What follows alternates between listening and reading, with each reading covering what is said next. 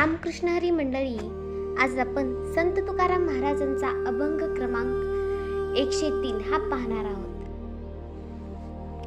संत तुकाराम महाराज यांच्या अभंगामध्ये समाजातील व्यवहार, मानवी स्वभाव आणि आध्यात्मिक यांचे अत्यंत साध्या भाषेत वर्णन आढळते. या अभंगात तुकाराम महाराजांनी वेस्कर म्हणजे गावातील कर गोळा करणारा किंवा मागणी करणारा माणूस याचे उदाहरण घेऊन संसारातील देणघेण, लोभ आणि व्यवहार यावर सुंदर भाष्य केले आहे. या अभंगात तुकाराम महाराज सांगतात की संसारात प्रत्येक जण काही ना काही अपेक्षा घेऊन दुसऱ्याकडे येतोच.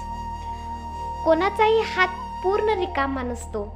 प्रत्येकाच्या मनात काही ना काही घेण्याची किंवा देण्याची भावना असतेच. महाराज या उदाहरणातून माणसाच्या व्यावहारिक स्वभावावर भाष्य करतात आणि शेवटी वैराग्याचा संदेश देतात. तर चला अभंग पाहूया. येऊ द्या जी काही वेस्करास, आतून बाहेर ओजेचा घास.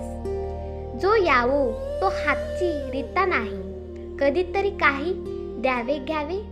तुका म्हणे उद्या लावीन मनेरा, जे हे दारोदारा भोवती फिरा. येऊ द्या जी काही वेस्करास, आतून बाहेर ओजेचा घास. वेस्कर म्हणजे कर मागणारा, मागणी करणारा माणूस. ओजेचा घास म्हणजे ओजाचा भाग, कमाईचा हिस्सा. तुकाराम महाराज म्हणतात की त्या वेस्कराला जे काही द्यायचे असेल ते देऊन टाका, कारण घरच्या आतून बाहेर पडणाऱ्या प्रत्येक घासावर, प्रत्येक कमाईवर कोणाचा ना कोणाचा तरी हक्क असतोच. येथे वेस्कर हे फक्त कर गोळा करणारे व्यक्ती नसून तर संसारातील सर्व अपेक्षा, देणगी, मागण्या आणि व्यवहार याचे प्रतीक आहे. आपण जे कमवतो त्यावर अनेकांचा हक्क असतो. कुटुंब, समाज, गरजू लोक, नातेवाईक किंवा देवकार्य इत्यादी. महाराज सांगतात की माणूस कितीही स्वतःसाठी साठवून ठेवण्याचा प्रयत्न करीत असला तरी संसारात पूर्णपणे माझेच असे काही राहतच नाही. प्रत्येक गोष्टीत इतरांचाही वाटा असतो. यातून संतांच्या दान धर्माचा संदेश मिळतो.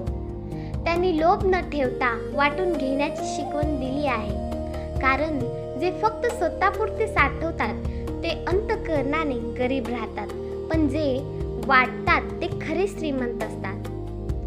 जो यावो तो हातची रीता नाही, कधीतरी काही द्यावे घ्यावे. या ओळीत महाराज मानवी व्यवहाराची वास्तवे सांगतात. जो कोणी आपल्या जवळ येतो तो काहीतरी अपेक्षा घेऊनच येतो. कोणी प्रेम, कोणी मदत मागतो, कोणी पैसा मागतो, तर कोणी सन्मान, कोणी अपेक्षा ठेवतो. संसार हा देणघेण यावर चालतो.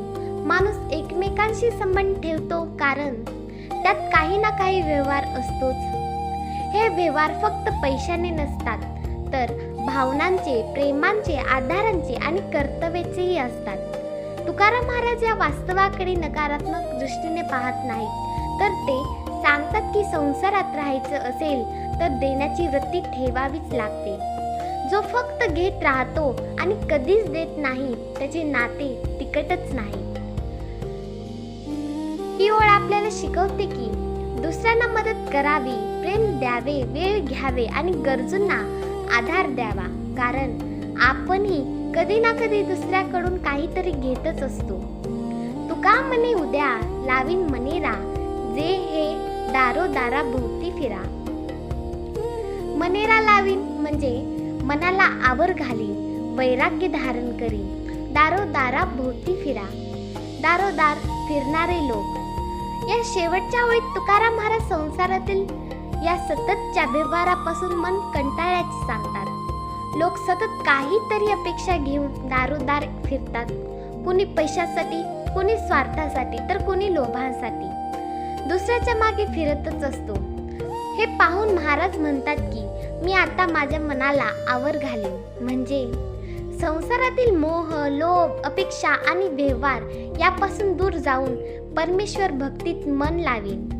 येथे संतांचा वैराग्य भाव दिसून येतो. संसारातील व्यवहार कधीच संपत नाही, पण अपेक्षा एक अपेक्षा पूर्ण झाली की दुसरी अपेक्षा निर्माण होते. म्हणूनच खरे समाधान फक्त देवभक्तीत आहे. अभंगातून मिळणारा संदेश असा आहे की पहिला आहे, संसार व्यवहारावर चालतो.